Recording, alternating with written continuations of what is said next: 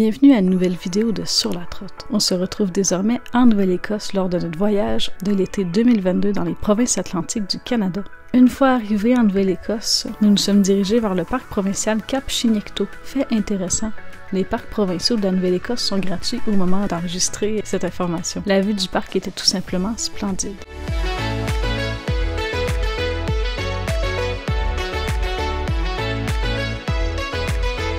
Ensuite, nous nous sommes brièvement arrêtés au parc provincial Five Islands pour profiter de sa plage.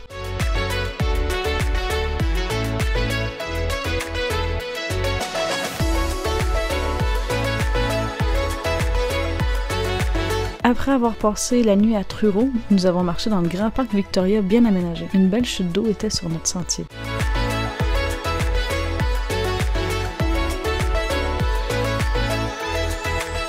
Pour l'après-midi, nous nous sommes arrêtés au Burncoat Head Park. Heureusement que nous avons attendu la marée haute. Le spectacle était tout simplement épatant. Voir le courant arriver dans les deux sens, c'est hors de l'ordinaire.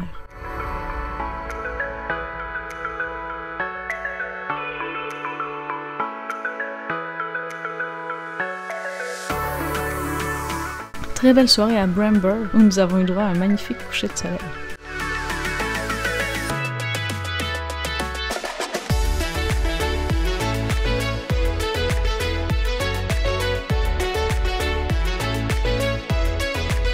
Ensuite, nous nous sommes dirigés vers le lieu historique national de Grand Pré. Nous avons donc pu en apprendre davantage sur l'Acadie. C'était fort intéressant et instructif. Petit arrêt à Wolfville pour regarder la marée, ainsi que se promener dans son joli petit centre-ville. Après cet arrêt, nous sommes allés voir le pittoresque village de pêcheurs Halls Harbour, qui est vraiment tout petit, vraiment très mignon.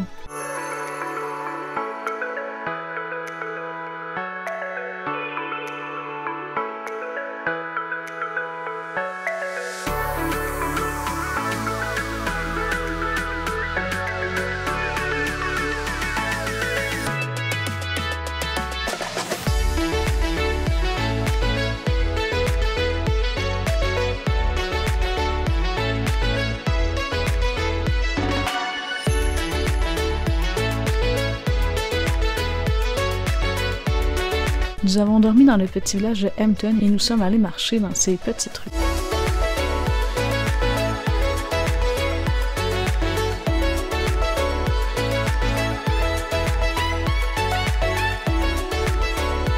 Par la suite, nous nous sommes dirigés vers deux lieux historiques nationaux, Port-Royal et Fort Anne.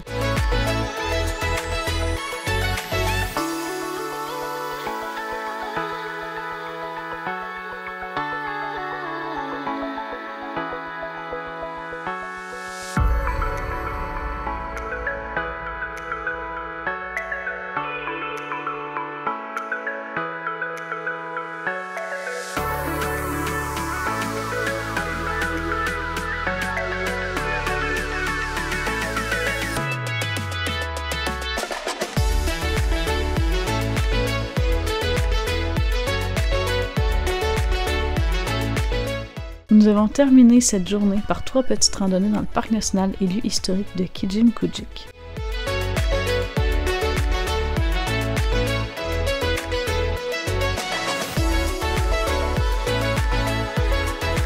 Le lendemain, nous avons fait une autre randonnée au parc national de Kijimkujik. Par contre, avec la chaleur étouffante, on a terminé par passer l'après-midi au complet à se baigner dans un de ces lacs. L'eau était très chaude, c'était très rafraîchissant. Après la baignade, nous avons refait un autre sentier de randonnée qui menait au bord d'un lac. Moment très paisible.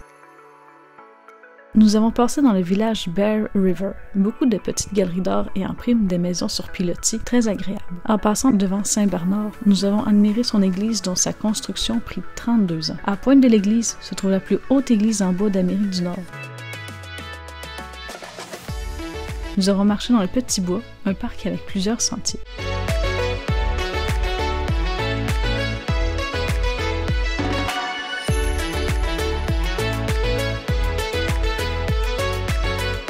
Tout proche se trouve le parc provincial Le Fourneau. Il y avait une grotte marine, c'était très beau.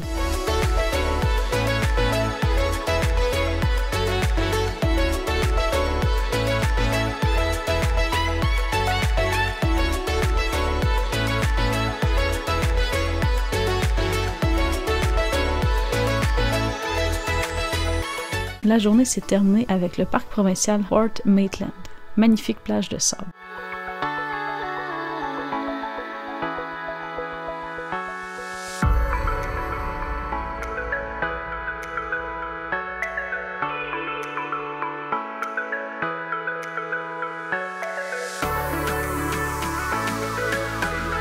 Ensuite, direction Cap Fourchu. Le chemin était tout simplement sublime. Le fort du Cap Fourchu possède un grand terrain, plusieurs points de vue sur l'océan, un squelette de baleine ainsi que de petits sentiers. La température était tout simplement parfaite pour s'y aventurer.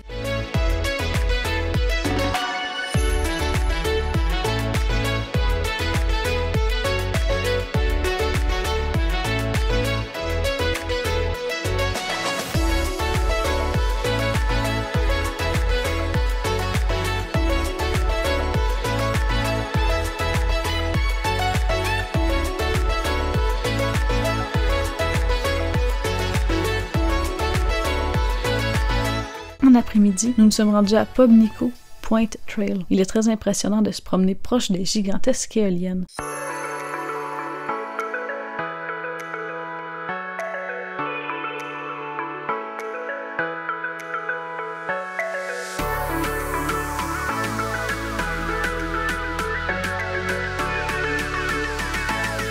À notre réveil, Saltside Beach était enseveli par la brume.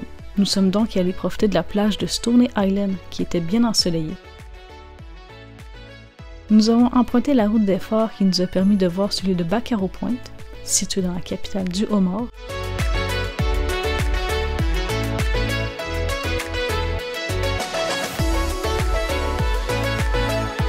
et Sandy Point. Pour le lendemain, c'est sans surprise que je vais vous annoncer qu'il y avait encore un épais brouillard. Nous nous sommes quand même rendus au parc national de Kijimkujik, bord de mer. Cela donnait une atmosphère très spéciale à la forêt. Beaucoup de gens dans les derniers jours avaient croisé une maman ours et ses petits. Heureusement, nous ne les avons pas croisés. Par contre, nous avons pu observer de très loin des phoques. Encore un arrêt plage en milieu d'après-midi qui fut à Somerville. Pour terminer la journée, nous avons vu le troisième fort le plus vieux de la Nouvelle-Écosse, à Liverpool. Lunenburg possède un des ports de pêche le plus pittoresque des maritimes, qui est aussi beaucoup touristique par le fait même. C'est là que fut bâti en 1921 le Blue Nose, le fameux bateau représenté sur les pièces de 10 cents.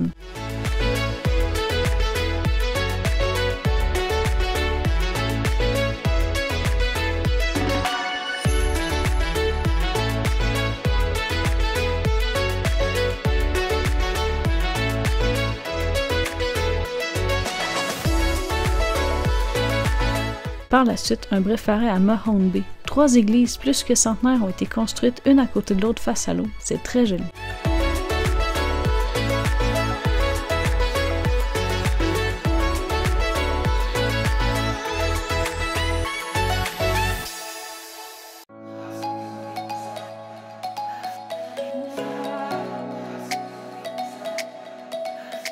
Voici un arrêt très connu, le petit village de Peggy's Cove. Le fort est très joli sur les roches. Malheureusement, il était pénible de se promener dans le village à cause du haut nombre de touristes. Côté pittoresque, on y repassera.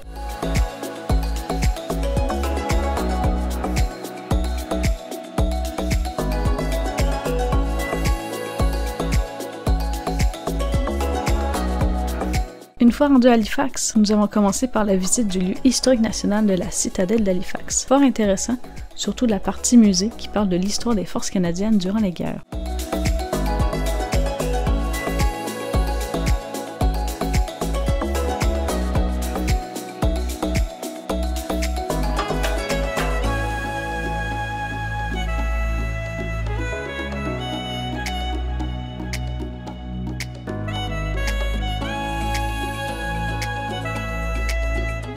Nous avons marché le Harbour Walk au complet et avons mangé notre premier lobster roll. Nous avons pu admirer la bibliothèque publique qui rappelle la forme d'une pile de livres, marcher dans le jardin public ouvert en 1867, ainsi qu'aller marcher dans l'ancien cimetière d'Halifax, qui possède de vieilles pierres tombales de 1749 à 1844.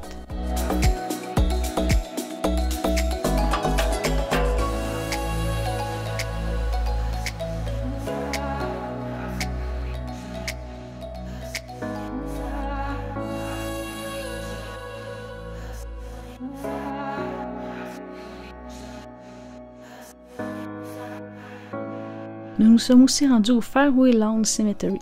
Dans ce cimetière se trouve une centaine de corps repêchés après la coulée du Titanic. Le musée maritime de l'Atlantique est très intéressant. Nous y avons passé l'après-midi au complet. Une section nous raconte la tragique explosion du 6 décembre 1917 d'Halifax. Le bateau à vapeur français, Mont-Blanc, arrivait dans le port avec une cargaison d'explosifs. Pendant ce temps, le navire norvégien Imo avance dans le chenal étroit. Malheureusement, le Imo heurta la coque du Mont-Blanc, ce qui provoqua une pluie d'étincelles suivie d'un incendie. L'équipage quitte le navire français. Ce dernier dérive vers Halifax, au quai numéro 6, et explosa. Cette explosion fit perdre la vie à au moins 1780 personnes ainsi que 9000 blessés. 6000 personnes sont donc dans la rue et 25 000 autres sans logis adéquat. Une autre section du musée concerne le tristement célèbre Titanic. Le musée possède plusieurs items du navire, dont plusieurs fragments de boiserie.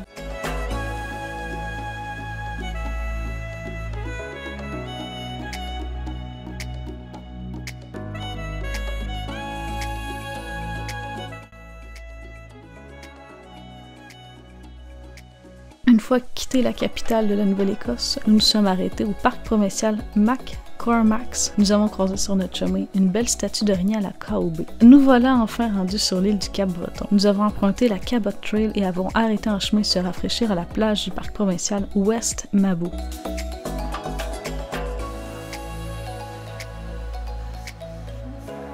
L'île nous offre déjà de beaux paysages, de belles montagnes, de belles falaises qui mènent à l'eau. Nous avons déjà hâte aux prochains jours pour découvrir le parc national des Hautes-Terres du Cap-Breton.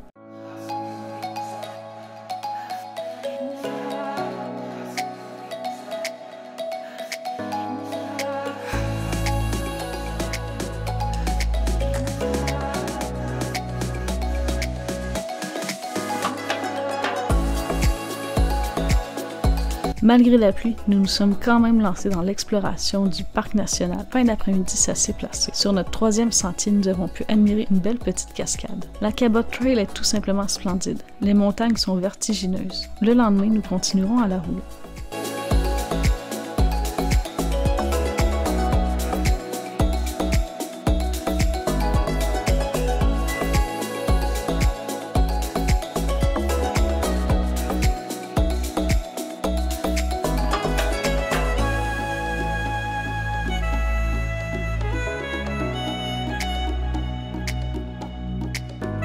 Toujours au parc national des Hautes-Terres du Cap-Breton, tout a commencé avec l'ascension de la randonnée de l'Acadien. Après 2 km de montée, nous nous levons la tête et une maman ours avec ses 2 petits est face à nous. Nous avons donc rebroussé chemin et fait le sentier Skyline. Très bondé soit dit en passant, mais offre quand même une belle vue à la fin. Ensuite, nous avons continué à rouler sur la magnifique Cabot Trail.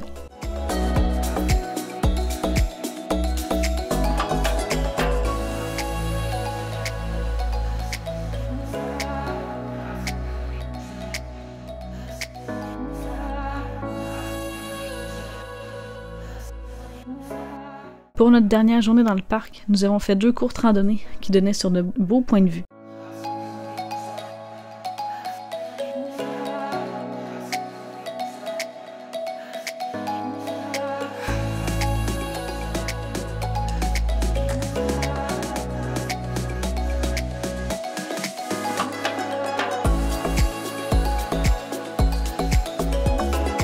Avec cette chaleur accablante, nous sommes allés nous baigner dans le lac Warren, qui était très chaud.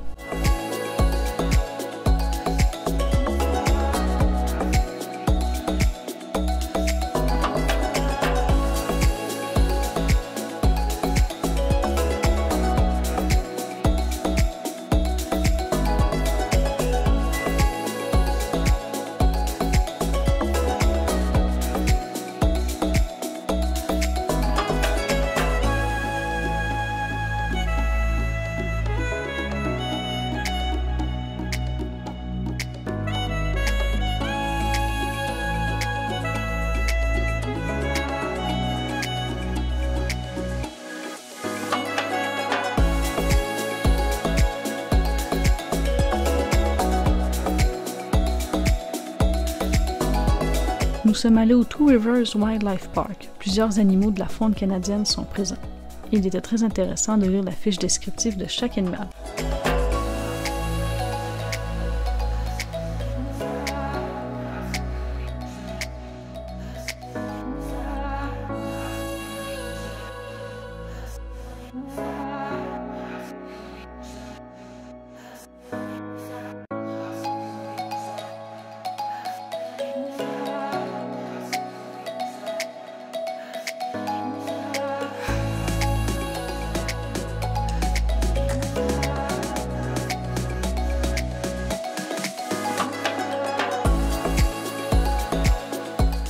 Nous avons passé la soirée face au magnifique lac Bras-d'Or. Le lieu national historique de la forteresse de Lubbock est la plus grande reconstitution du genre au Canada. La construction a eu lieu en 1961 et seulement 20% des bâtiments ont été reconstruits. Une immersion totale avec des gens en costume d'époque. Fait étonnant, les Français faisaient couler de leurs propres navires pour bloquer le port dans l'espoir d'empêcher les navires britanniques de s'approcher.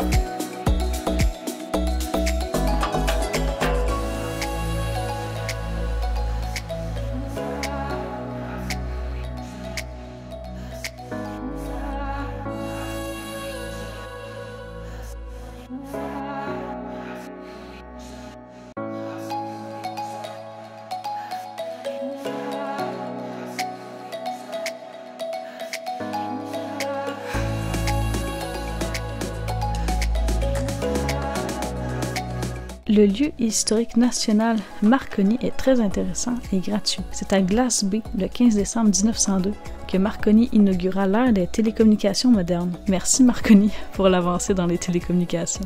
Nous avons fait la visite du lieu historique national Alexander Graham Bell dans le village de Baddeck. C'est en juin 1875 que Bell inventa le téléphone. Il passa 18 ans en cours pour défendre ses droits d'inventeur du téléphone. Bell n'a pas seulement fait cette invention-ci. Suite à sa plus grande invention, il se fit une fortune qui lui donna le loisir de continuer à inventer selon ses intérêts. Il a créé toute sa vie soutenu de sa femme.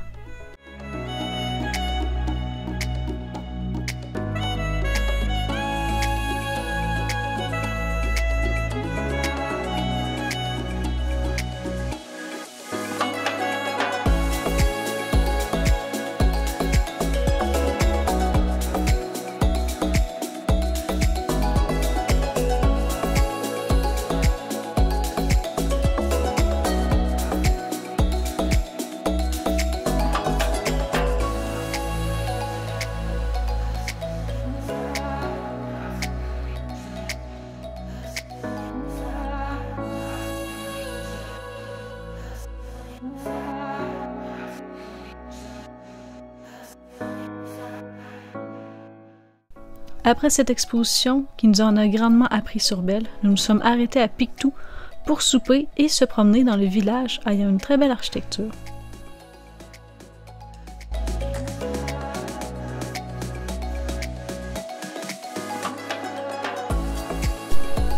On se revoit dans la province Terre-Neuve et Labrador dans la prochaine vidéo. À bientôt!